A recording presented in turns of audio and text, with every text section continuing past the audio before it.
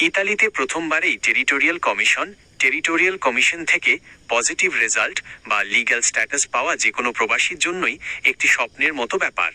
অনেকেই বছরের পর বছর আপিল বা আদালতের চক্কর কেটে যা পান না, তা প্রথম কমিশনেই অর্জন করার পেছনে কিছু সুনির্দিষ্ট কৌশল এবং নিয়মতান্ত্রিক প্রস্তুতি কাজ করে। প্রথম কমিশনে পজিটিভ রেজাল্ট পাওয়ার মূল সিক্রেট বা পেছনের গল্পগুলো নিচে তুলে ধরা হলো।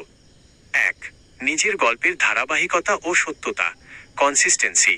কমিশনের ইন্টারভিউতে পজিটিভ রেজাল্ট পাওয়ার সবচেয়ে বড় চাবিকাঠি হলো আপনার জবানবন্দি বা স্টোরি। আপনি শুরুতে পুলিশের কাছে C3 ফর্মে যে তথ্য দিয়েছিলেন, মেইন ইন্টারভিউতে ঠিক একই ধারাবাহিকতা বজায় রাখা জরুরি।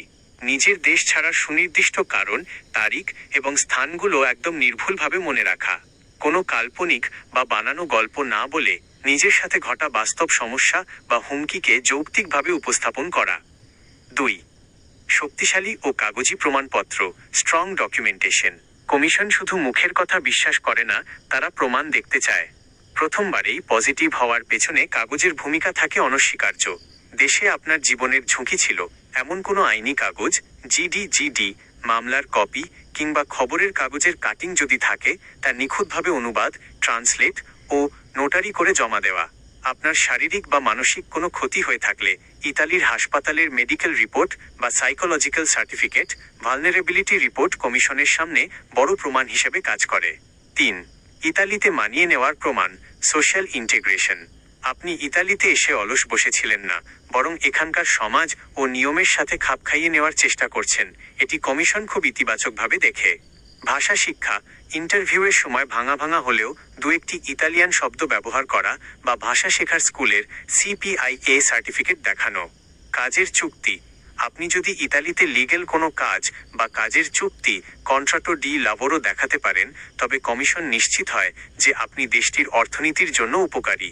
4. ইন্টারভিউতে ইন্টারপ্রিটার বা দোভাষীর সঠিক ব্যবহার।